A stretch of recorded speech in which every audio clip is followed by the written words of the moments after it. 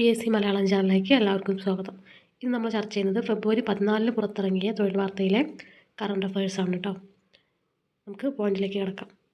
First point, Aravalli മലനിരകളുമായി ബന്ധപ്പെട്ട വിദഗ്ധ സമിതിയുടെ നിർവചനം അംഗീകരിച്ച സ്വന്തം വിധി സുപ്രീം കോടതി പിന്നീട് മരവിപ്പിച്ചു. എന്തായിരുന്നു ആ നിർവചനം?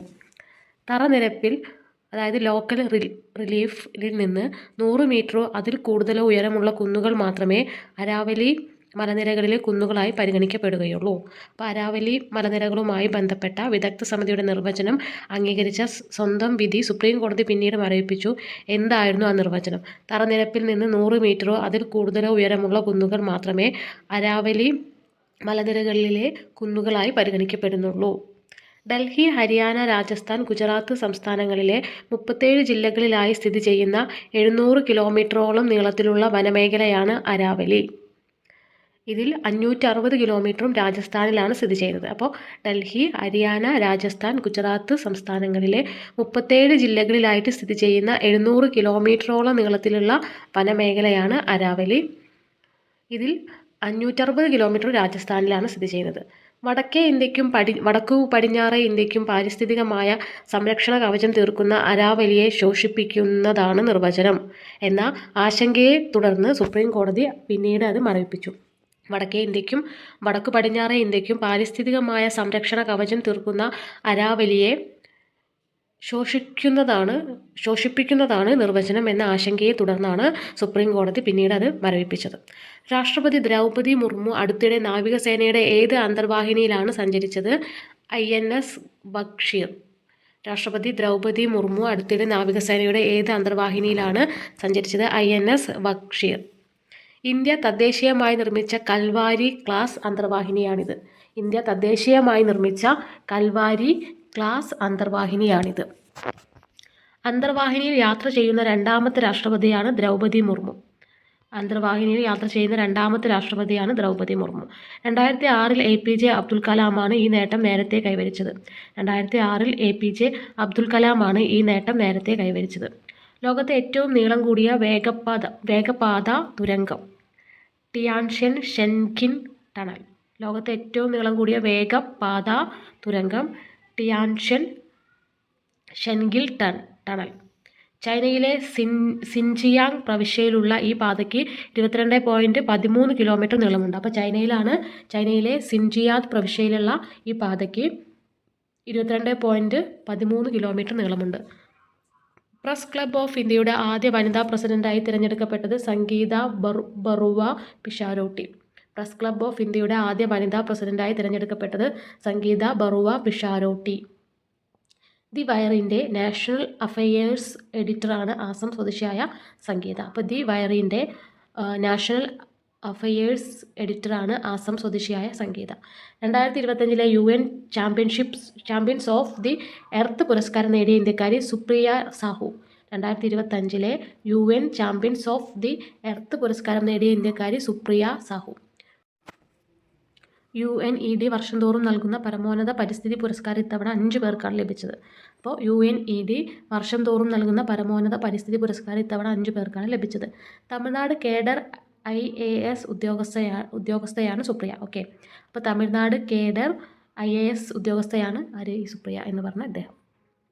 രാജ്യത്തെ ആദ്യ ഹൈഡ്രജൻ ഇന്ധന ടാക്സി പ്രവർത്തനം ആരംഭിച്ചത് എവിടെയാണ്? വാരണാസി, UP യിൽ കേട്ടോ. രാജ്യത്തെ ആദ്യ ഹൈഡ്രജൻ ഇന്ധന ടാക്സി പ്രവർത്തനം ആരംഭിച്ചത് വാരണാസിയിലാണ്, UP യിൽ. രവിദാസ് ഘട്ടിലും നമോ ഘട്ടിലും ഇടയിലാണ് സർവീസ് നടത്തുന്നത്. അപ്പോൾ രവിദാസ് ഘട്ടിലും നമോ ഘട്ടിലും ഇടയിലാണ് സർവീസ് നടത്തുന്നത്. ഡിസംബർ 23 അന്തരിച്ച ജ്ഞാനപീഠ ജേതാവ് കൂടിയായ ഹിന്ദി സാഹിത്യകാരൻ വിനോദ് കുമാർ ശുക്ല. ഡിസംബർ 23 അന്തരിച്ച ജ്ഞാനപീഠ ജേതാവ് കൂടിയായ ഹിന്ദി സാഹിത്യകാരനാണ് വിനോദ് കുമാർ ശുക്ല. അദ്ദേഹത്തിൻ്റെ ഫോട്ടോ ആണ് ഇവിടെ കൊടുത്തിട്ടുള്ളത് കേട്ടോ. 59ാമത് ജ്ഞാനപീഠ പുരസ്കാരം കഴിഞ്ഞ നവംബർ 21 അദ്ദേഹത്തിന് സമ്മാനിച്ചത്. 59ാമത് ജ്ഞാനപീഠമാണ് അദ്ദേഹത്തിന് കിട്ടിയത്. ഈ 59ാമത് ജ്ഞാനപീഠ പുരസ്കാരം കഴിഞ്ഞ നവംബർ 21 അദ്ദേഹത്തിന് സമ്മാനിച്ചത്. കോട്ടയം ജില്ലയിലെ പാലാ നഗരസഭയുടെ ചെയർപേഴ്സണായ ദിയ ബിനു പുളിക്കക്കണ്ടം വാർത്താ പ്രാധാന്യം നേടാൻ കാരണം രാജ്യത്തെ ഏറ്റവും പ്രായം കുറഞ്ഞ നഗരസഭ ചെയർപേഴ്സണാണ് കേട്ടോ. കോട്ടയം ജില്ലയിലെ പാലാ നഗരസഭയുടെ ചെയർപേഴ്സണായ ദിയ ബിനു പുളിക്കക്കണ്ടം വാർത്താ പ്രാധാന്യം നേടാൻ കാരണം രാജ്യത്തെ ഏറ്റവും പ്രായം കുറഞ്ഞ നഗരസഭാ ചെയർപേഴ്സൺ ആണ്. 21 വർഷവും 11 മാസവുമാണ് സ്ഥാനമേറ്റെടുക്കുമ്പോൾ ദിയയുടെ പ്രായം. 21 വർഷവും 11 മാസവുമാണ് സ്ഥാനമേറ്റെടുക്കുമ്പോൾ ദിയയുടെ പ്രായം. UDF സ്ഥാനാർത്ഥിയായിരുന്നു കേട്ടോ. കേരളത്തിലെ ആദ്യ ജെൻസി പോസ്റ്റ് ഓഫീസ് ആരംഭിച്ചത് എവിടെയാണ്? CMS college campus, Kottayam. കേരളത്തിലെ ആദ്യത്തെ ജെൻസി പോസ്റ്റ് ഓഫീസ് ആരംഭിച്ചത് എവിടെയാണ്? CMS college campus, Kottayam. കവിയും ഭാഷാ പണ്ഡിതനും ശാസ്ത്ര ഗവേഷകനുമായിരുന്ന ഏത് മലയാളിയുടെ 150-ാം ജന്മവാർഷിക ദിനമായിരുന്നു 2025 ഡിസംബർ 25-ന്? IC ചാക്കോ. കവിയും ഭാഷാ പണ്ഡിതനും ശാസ്ത്ര ഗവേഷകനുമായിരുന്ന ഏത് മലയാളിയുടെ 150-ാം ജന്മവാർഷിക ദിനമായിരുന്നു 2025 ഡിസംബർ 25-ന്? IC ചാക്കോ. 1875 ഡിസംബർ 25-ന് കുട്ടനാട്ടിലെ പുളിങ്കുന്നിൽ ജനിച്ചു. തിരുവിതാംകൂറിലെ പാഴായിപ്പോകുന്ന ധാതുക്കൾ ഉപയോഗപ്രദമാക്കുന്നതിനുള്ള പദ്ധതികൾ സമർപ്പിച്ചു. പാണിനി മഹർഷി രചിച്ച വ്യാകരണ ഗ്രന്ഥമായ അഷ്ടാധ്യായിയുടെ മലയാള വ്യാഖ്യാനമായ പാണിനീയ പ്രത്യോദം പ്രധാന സംഭാവനയാണ്. 1875 ഡിസംബർ 25-ന് കുട്ടനാട്ടിലെ പുളിങ്കുന്നിൽ ജനിച്ചു. തിരുവിതാംകൂറിലെ പാഴായിപ്പോകുന്ന ധാതുക്കൾ ഉപയോഗപ്രദമാക്കുന്നതിനുള്ള പദ്ധതികൾ സമർപ്പിച്ചു. പാണിനി മഹർഷി രചിച്ച വ്യാകരണ ഗ്രന്ഥമായ അഷ്ടാധ്യായിയുടെ മലയാള വ്യാഖ്യാനമായ പാണിനീയ പ്രത്യോദം പ്രധാന സംഭാവനയാണ് കേട്ടോ. വിഷ്ണു സഹസ്രനാമത്തിൻ്റെ ചുവട് പിടിച്ച് രചിച്ച സംസ്കൃത സ്തോത്രമാണ് ക്രിസ്തു സഹസ്രനാമം. വിഷ്ണു സഹസ്രനാമത്തിൻ്റെ ചുവട് പിടിച്ച് രചിച്ച സംസ്കൃത സ്തോത്രമാണ് ക്രിസ്തു സഹസ്രനാമം. അവശ്യ സമുദായങ്ങളുടെ അവകാശ സംരക്ഷണത്തിനായി ഉപയോഗിച്ചു വരുന്ന നിവർത്തനം എന്ന പദത്തിൻ്റെ സൃഷ്ടാവ് കൂടിയാണ് ഇദ്ദേഹം.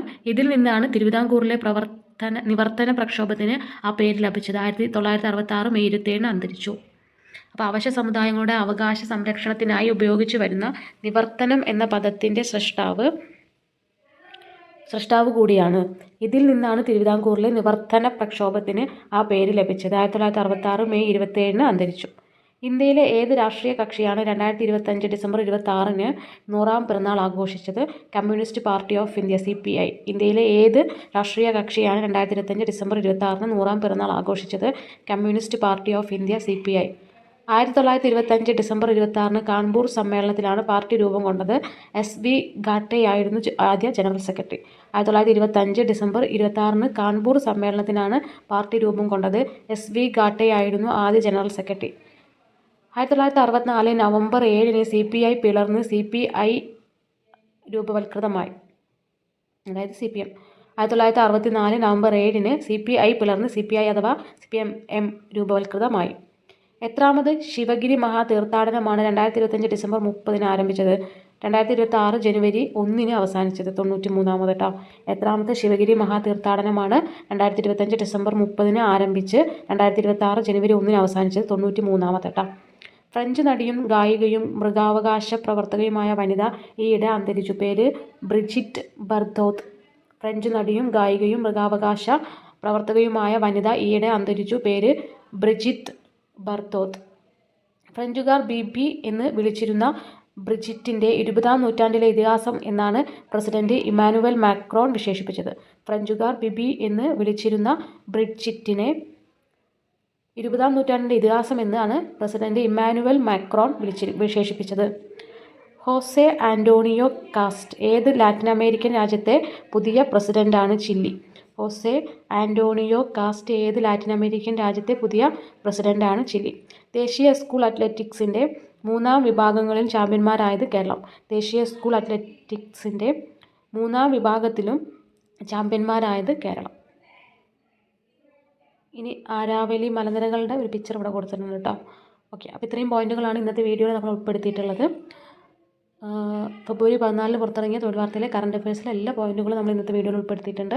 അപ്പോൾ നിങ്ങൾക്ക് വീഡിയോ ഇഷ്ടപ്പെട്ട ലൈക്ക് ചെയ്യുക, ഷെയർ ചെയ്യുക, സബ്സ്ക്രൈബ് ചെയ്യുക. മാത്രമല്ല നിങ്ങളുടെ അഭിപ്രായങ്ങളും നിർദ്ദേശങ്ങളും കമൻറ്റിലൂടെ അറിയിക്കുക. താങ്ക്